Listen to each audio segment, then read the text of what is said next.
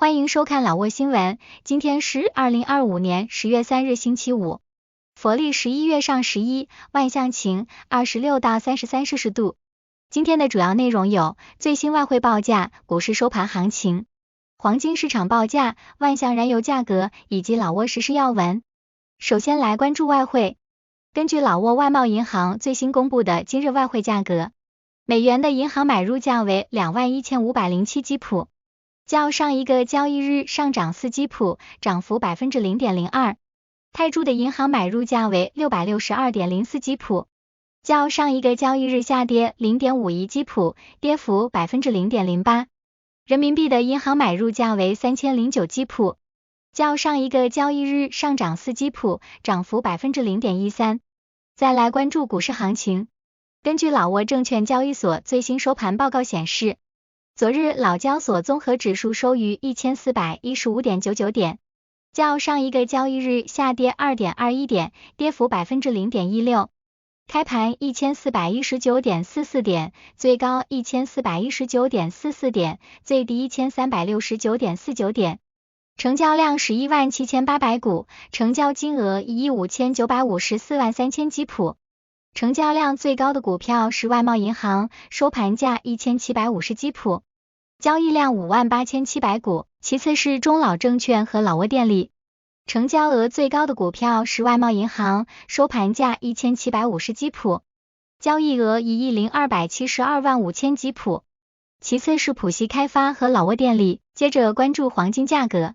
根据老挝 PV 黄金最新公布的价格，重量为1铢的黄金金条，每根售价是4156万基普，较上一次报价下跌16万基普，跌幅 0.38%。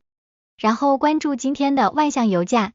今天万象10个加油站执行10月1日老挝工贸部公布的燃油价格，柴油每升19880基普，普通汽油每升23780基普，95号汽油每升28360基普。接下来一起关注时事要闻。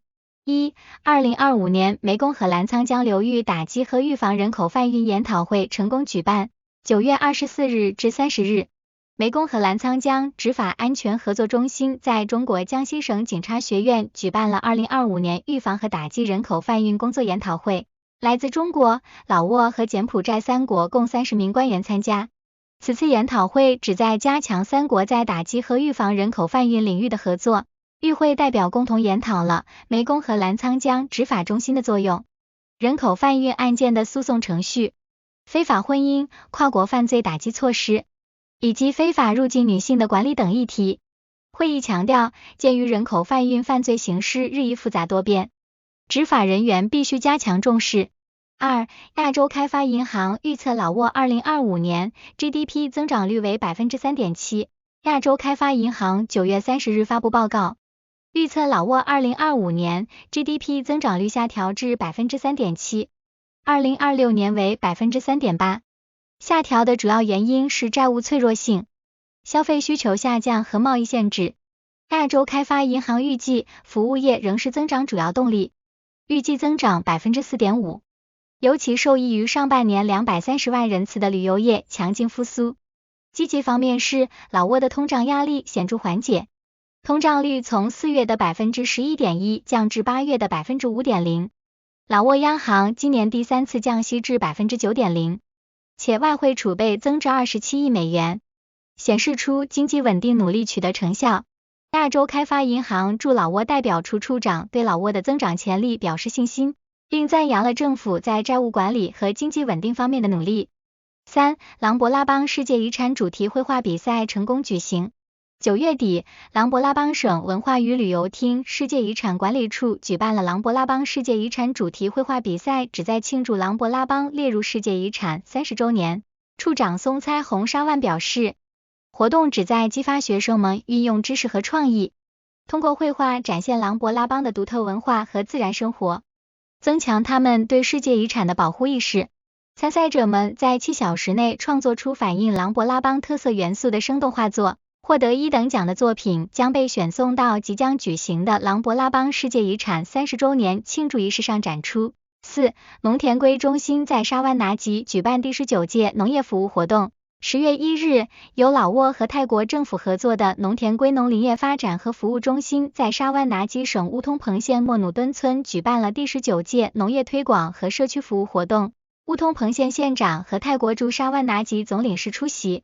中心主任表示，该中心占地57公顷，旨在为老挝民众提供农业学习场所。